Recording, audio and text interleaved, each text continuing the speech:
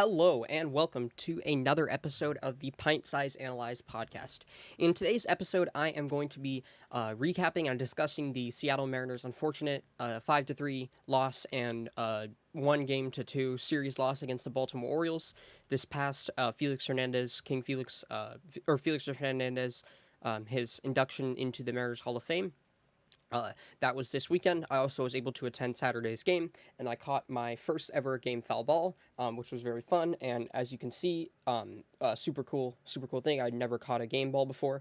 I was in section 330. Eugenio Suarez on the second or one of the last pitches of the game against Felix Bautista fouled it straight back. I caught it, and as you can see, there's the Felix Hernandez weekend logo right on the baseball, and then right here is where Gino hit the ball, of course. But yeah, just wanted to share that really quick because I thought that was cool, and you guys might like it. But yeah, unfortunately, the Mariners lost a series, 2 games, but they were competitive every single game of the series. The first game of the series was the only game that wasn't competitive, and the Mariners won by 7 runs. And the one run was scored was in the bottom or top of that ninth, I believe. So Mariners like a garbage time run essentially. So that was kind of frustrating that the Mariners lost yesterday in extra innings, as you can see. I'm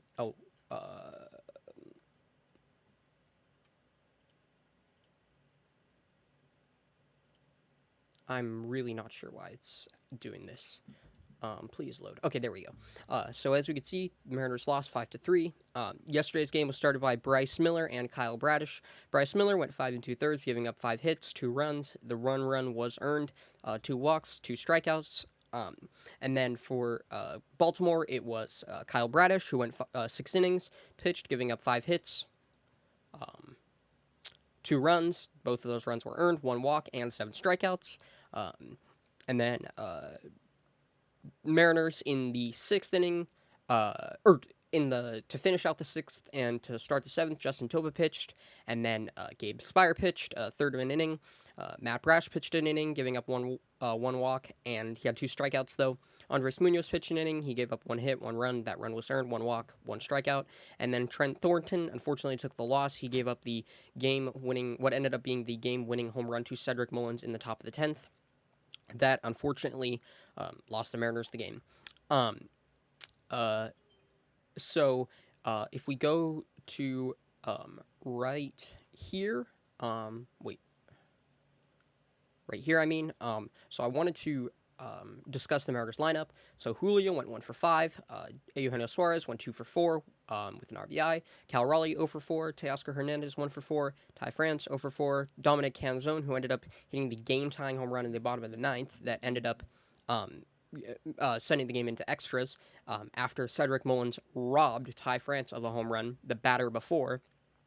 Which that Canzone home run, had France and Canzone gone back-to-back, the Mariners obviously would have ended up winning the game. But Cade Marlowe went 0 for 3 with 3 strikeouts. Sam Haggerty pinch hit for him.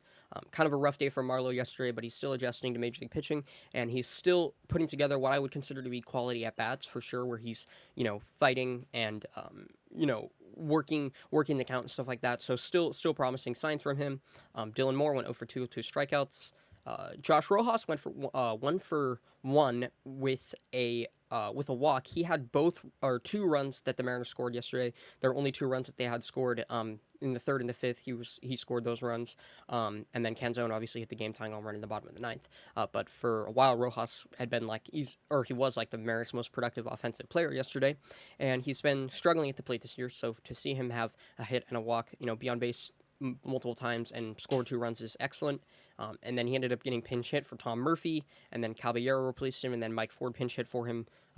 Murphy and Ford went a combined 0 for 2 in their pinch hitting with a strikeout.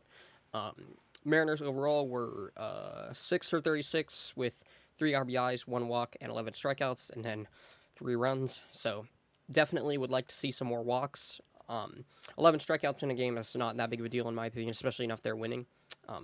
I wanted to go to Canzone's home run. Let's move this tab over here. I wanted to go to Canzone's home run because I was able to find out the other day about the bat tracking data videos, and luckily for Canzone's home run, that is available. If you go right here to the wrap, you'll find it, and then if you just click this arrow, measuring the stats, and then right there. And let's watch the video. Let's see it. So here we go. Mike Bauman was pitching. Bauman. So it had a 109 exit velo, 40-degree launch angle, and then 17-degree attack angle. Again, attack angle is part of the non-publicly available data that I'm so interested in, or that we're so interested in. And then the other piece is the bat speed. So how fast was the bat traveling? And we have that data in this too. So we can actually watch this video again. It's just like a 9-second video, and it'll tell us. So right there, we'll see the bat speed when the ball made contact was 76.2 miles per hour.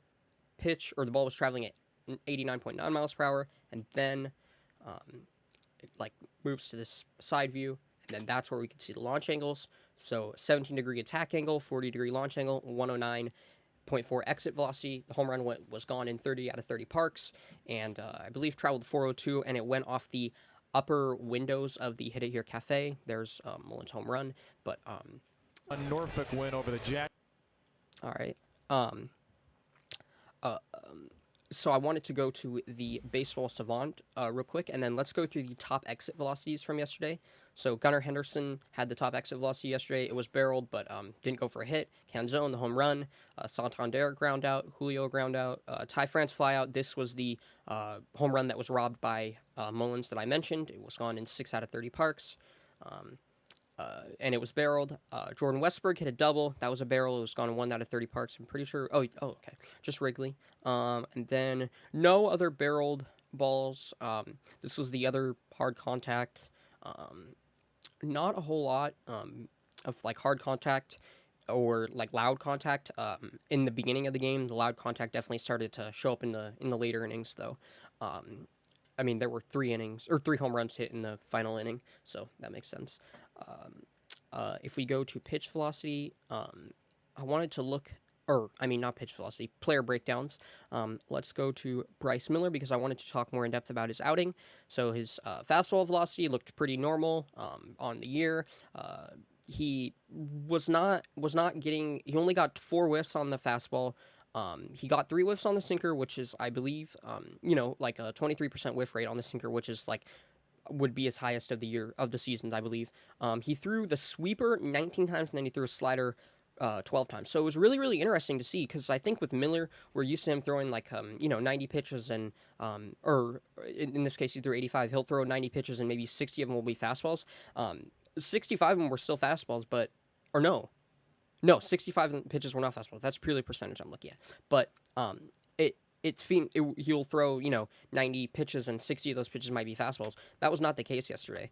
Yesterday he was definitely throwing the fastball a good amount, but he also mixed in the sinker, and then he also mixed in both variations of his slider. We have really only seen him throw the slider. We haven't really seen him throw his sweeper, but he has a sweeper, and that's what he threw yesterday. And that was really, really exciting to see. He didn't get a lot of didn't get like whiffs or anything, didn't get like great results on it, but it was just exciting that he was throwing that pitch in the first place, in my opinion, because we just haven't seen him throw the sweeper much, and I think it's a pitch that he could use really well. Matt Brash, there was a moment in the game where he located back-to-back cutters, and that was kind of not a huge thing, but I was just personally very, very excited because I know he's been working on that cutter for a while now, and I was like, hey, that looks, that's very, very exciting. It was to Mountcastle on the top of the 8th. As you can see, he located the first cutter right there, and then the second cutter right there, and then went 99 or 100 basically, 100 in above the zone, and I was like, that was a really, really quality sequence for Brash, and one that I love to see. I love that he's throwing that cutter now, and that was to a righty, but he still was able to get 2 whiffs off of it. So, I believe it was just 1 whiff, right? Oh no, I mean 0 whiffs. Yeah, no, he was not able to get a whiff off of it, but just the fact that he's able to have command over another pitch that he can consistently throw a strike and not just rely on the fastball, is massive for him, because we know how he can struggle with throwing strikes and command. Munoz pitched the top of the 9th, didn't go very well, gave up a run. Trent Thornton pitched the top of the 10th. He gave up the 2-run home run to Cedric Mullins.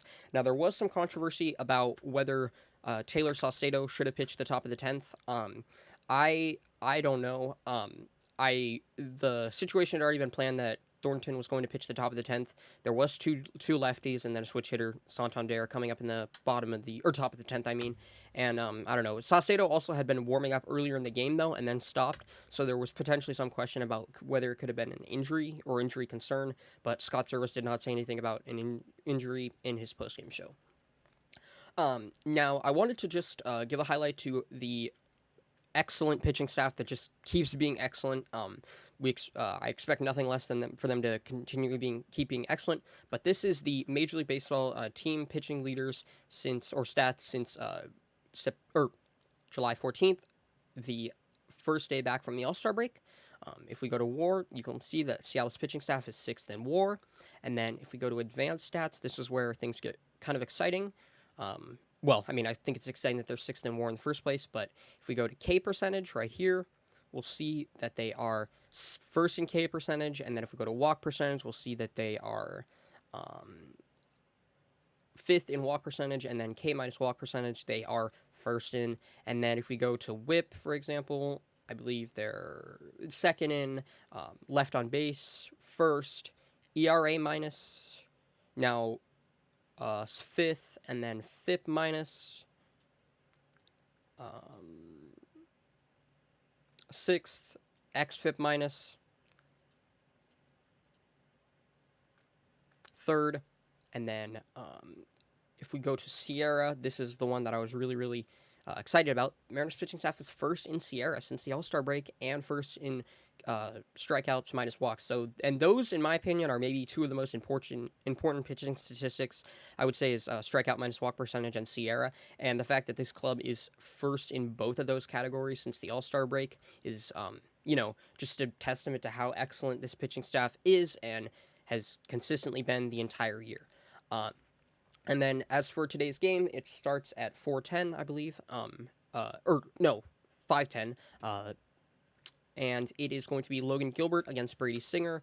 I believe the Mariners lineup just came out while I was recording this. Let's refresh and see. Yes, it did. Okay, Julio still batting leadoff. Eugenio Suarez at 2nd at 3rd base. Cal Raleigh batting 3rd. Dominic Canzone after the home run yesterday batting 4th. Ty France 5th. Marlowe 6th. Mike Ford 7th. Dylan Moore 8th. And Josh Rojas in the 9th spot. And then for Seattle, it's going to be Logan Gilbert. And against Brady Singer, Logan Gilbert has been absolutely excellent this year. He has made... He's continued making great steps forward. He has a 3.66 ERA this year, 3.59 expected ERA, 3.43 FIP, 3.65 xFIP, 3 FWAR, and he has a 3.66 Sierra, I believe, so 0.1 higher than, or 0.01 higher of a Sierra than Kirby. They have I believe they're 13th and 14th on the list or something like that. Actually, let's check that out right now.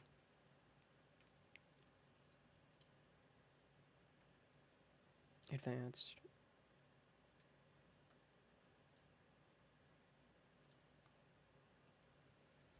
Yep. 14th and 15th. Excuse me. But yes, Kirby at 3.65, Gilbert at 3.66, and then if we go up here, Luis Castillo as well at 3.52. But yeah, that's going to wrap up today's episode. Thank you guys all so much for watching. I appreciate it. Hopefully the Mariners continue. They're playing well. This was kind of a frustrating series loss to the Baltimore Orioles, but I believe that they can rebound. I still think this is definitely a talented team, and I think that the Royals are not a great team. Well, they aren't a great team, and I think that now's the time where the Mariners could stockpile some wins against them. And so let's hope that they do. Let's hope they win the series at least, maybe go for the sweep, and yeah, I'll check back in with you guys in a few days. Thank you guys all so much for watching, and peace.